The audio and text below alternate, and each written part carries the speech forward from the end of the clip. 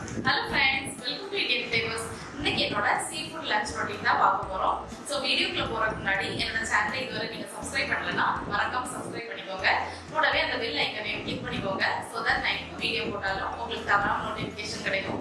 இப்போ நான் என்னென்ன டிஷ்ஷஸ் பண்ண போறேன், எப்படி பண்ண போறேங்கறத இந்த வீடியோல பார்க்கலாம். சாதத்துக்கு தேவையான தண்ணி கொதிக்க வச்சிருந்தேன். தண்ணி இப்போ நல்லா கொதிச்சிருச்சு. கழுவி வச்ச ரைஸை சேர்த்துக்கிறேன். ஸோ இன்றைக்கி குக் பண்ண போகிற சீஃபுட்ஸ் எல்லாத்தையுமே நான் வந்து நல்லா க்ளீன் பண்ணி வாஷ் பண்ணி எடுத்து வச்சுருக்கிறேன். ஸோ இன்றைக்கி என்னென்ன பண்ண போகிறேன் அப்படின்னு நான் வந்து சொல்லிடுறேன். ஸோ இது வந்து பாறை மீன். இதில் வந்து ஒரு குழம்பு வைக்கலான்னு இருக்கேன். ஸோ மாங்காய் முருங்கைக்காய் எல்லாம் ஆட் பண்ணி ஒரு குழம்பாட்டு வைக்க போகிறேன். இது வந்து வஞ்சரம் ஃபிஷ். இதை வந்து நான் ஃப்ரை பண்ண போகிறேன். இது ப்ரான்ஸில் வந்து பாதியை 65 மாதிரி பண்ண போகிறேன், பாதியை வந்து வறுவல் பண்ண போகிறேன். ஸோ இதை எப்படி பண்ண போகிறேன் அப்படின்னு நம்ம பார்க்கலாம். ஃபஸ்ட்டு இறால் 65 பண்ணுறதுக்கு மசாலா ரெடி பண்ணிக்கலாம். ஸோ 2 டேபிள் ஸ்பூன் சோள மாவு, அதாவது கார்ன்ஃப்ளவர், 2 டேபிள் ஸ்பூன் அரிசி மாவு அண்ட் 1 டீஸ்பூன் கடலை மாவு, 1 டீஸ்பூன் அளவு மிளகாய்த்தூள், ஒரு 1/4 டீஸ்பூன் அளவு மஞ்சள் தூள், 1/4 டீஸ்பூன் பெப்பர் பொடி, 1 டீஸ்பூன் இஞ்சி பூண்டு பேஸ்ட், அப்புறம் தேவையான அளவு உப்பு. ஸோ எல்லாம் ஆட் பண்ணி மிக்ஸ் பண்ணி விட்டுக்கலாம். கொஞ்சமாக தண்ணி சேர்த்து மிக்ஸ் பண்ணிக்கோங்க. மசாலா ரெடி பண்ணதும் அதில் ப்ரான்ஸை போட்டு நல்லா மிக்ஸ் பண்ணி வச்சுக்கிறேன். ஸோ இந்த ப்ரான்ஸ் ஒரு 1/2 அன் ஹவர் நல்லா ஊறிட்டு இருக்கட்டும். அடுத்து ஃபிஷ் ஃப்ரைக்கு தேவையான மசாலா ரெடி பண்ணுறதுக்கு எல்லாத்தையும் எடுத்து வச்சுருக்கிறேன். சோள மாவு, அரிசி மாவு, இஞ்சி பூண்டு பேஸ்ட், கொஞ்சமாக ஜீரக பொடி, மிளகாய்த்தூள் எல்லாம் எடுத்து வச்சுருக்கேன்.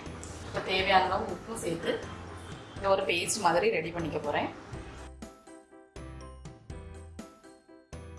டீட்டெயில்டு ஃபிஷ் ஃப்ரை ரெசிபி பார்க்கணுன்னா வந்து டிஸ்கிரிப்ஷன் பாக்ஸில் லிங்க் கொடுக்குறேன், நீங்கள் வந்து செக் பண்ணிக்கலாம். இப்போ எல்லா ஃபிஷ்ஷையும் எடுத்து இந்த மசாலாவில் நல்லா கோட் பண்ணி எடுத்து வச்சுக்க போகிறேன்.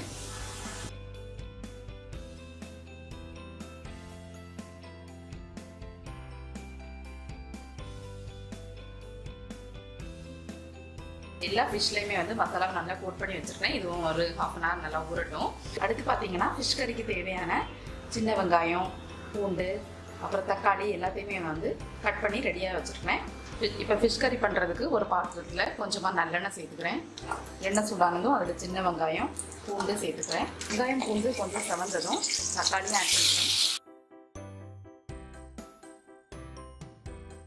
தக்காளி கொஞ்சம் வதங்கினதும் மஞ்சள் தூள், மிளகாய்த்தூள், மல்லித்தூள் எல்லாம் ஆட் பண்ணி வதக்கிக்கிறேன்.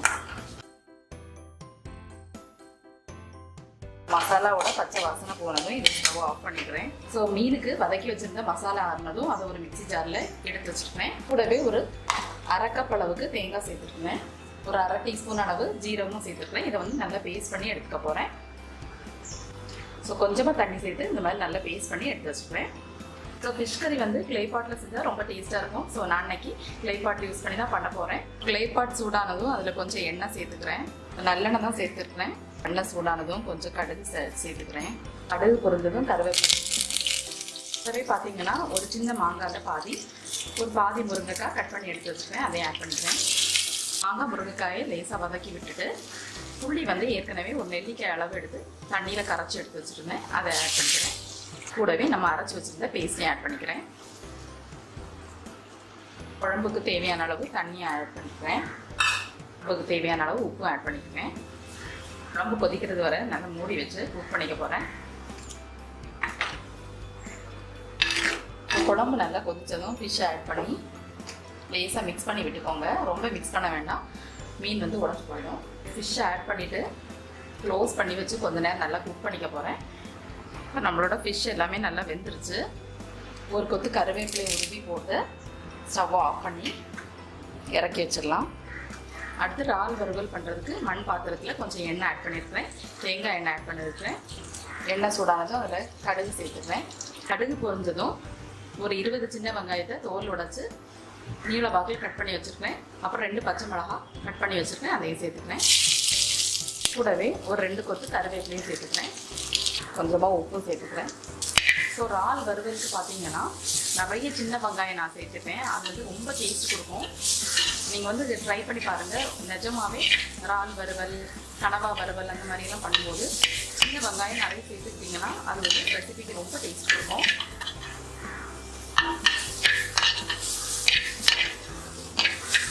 வெங்காயம் நல்லா வதங்கினதும் தக்காளி சேர்த்துக்கிறேன். தக்காளி வதங்கினதும் அதில் வந்து பவுடர்ஸ் எல்லாம் ஆட் பண்ணிக்கிறேன். 1 டீஸ்பூன் மிளகாய்த்தூள், 1/4 டீஸ்பூன் மஞ்சள் தூள், 1/2 டீஸ்பூன் மல்லித்தூள், அப்புறமா ஒரு 1/2 டீஸ்பூன் கரம் மசாலா எல்லாம் ஆட் பண்ணிட்டு வதக்கி விட்டுக்கிறேன். பவுடர்ஸ் எல்லாம் பச்சை வாசனையெல்லாம் போனதுக்கப்புறமா இறால் சேர்த்துக்கிறேன். இந்த இறால் வறுவல் ஆல்ரெடி அப்லோட் பண்ணியிருக்கேன். டிஸ்கிரிப்ஷன் பாக்ஸில் லிங்க் கொடுக்குறேன், நீங்கள் வந்து செக் பண்ணிக்கலாம். இதில் தேவையான அளவு உப்பு சேர்த்துக்கிறேன். க்ளோஸ் பண்ணி வச்சு இதை கொஞ்சம் நேரம் நல்லா வேக விட்டுக்க போகிறேன். ஸோ இப்போ பார்த்தீங்கன்னா ரைஸ் வெந்துருச்சு. ஸ்டவ் ஆஃப் பண்ணி இதை வடித்து எடுத்து வச்சுக்க போகிறேன். பார்த்தீங்கன்னா இந்த பர்னர் ஃப்ரீ ஆகிடுச்சு. ஸோ இதில் வந்து ஃபிஷ்ஷை ஃப்ரை பண்ணி எடுத்துடலாம். ஸோ அதுக்கு பேன் சூடானதும் கொஞ்சம் தேங்காய் எண்ணெய் ஆட் பண்ணியிருக்கிறேன். எண்ணெய் சூடானதும் அதில் ஒவ்வொரு ஃபிஷ்ஷாக எடுத்து போட்டுக்கிறேன்.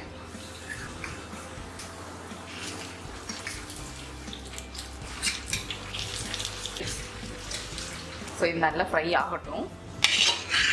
ஸோ இப்போ நம்மளோட இறால் எல்லாமே நல்லா மசாலாவில் மிக்ஸ் ஆகி சுருண்டு வெந்துருச்சு. கொஞ்சம் கருவேப்பிலை தூவி மிக்ஸ் பண்ணி வச்சு ஸ்டவ் ஆஃப் பண்ணிடுவேன். இது இறால் 65 பண்ணுறதுக்கு ஒரு பாத்திரத்தில் கொஞ்சம் எண்ணெய் சேர்த்துக்கிறேன். இப்போ நம்மளோட எண்ணெய் நல்லா சூடாயிடுச்சு. நம்ம ஊற வச்சுருந்த இறாலை சேர்த்துடலாம். ஒன்று ஒன்றா சேர்த்துக்கோங்க.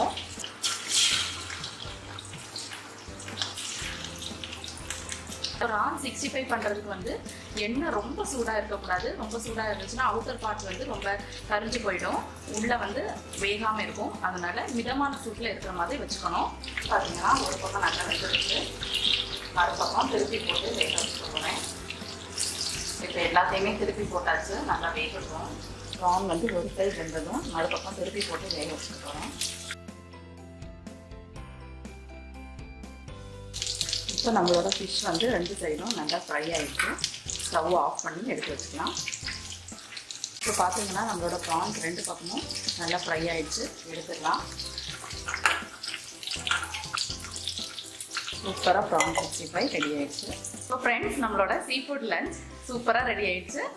பார்த்தீங்கன்னா ரைஸ், ஃபிஷ் கறி, ஃபிஷ் ஃப்ரை, இறால் வறுவல், இறால் 65 எல்லாம் சூப்பராக ரெடியாக இருக்குது. இனி வந்து இதை ரசித்து சாப்பிட வேண்டியதான். ஸோ இந்த சீ ஃபுட் லஞ்ச் ரொட்டீன் உங்களுக்கு கண்டிப்பாக பிடிச்சிருக்கும் நம்புறேன். ஸோ எப்படி இருந்துச்சுங்கிறத நீங்கள் கீழே கமெண்ட்ஸில் சொல்லுங்கள். ஸோ இந்த வீடியோ உங்களுக்கு பிடிச்சிருந்தா லைக் பண்ணுங்கள், ஷேர் பண்ணுங்கள், மறக்காமல் என்னோட சேனலுக்கு சப்ஸ்கிரைப் பண்ணுங்கள். தேங்க்யூ.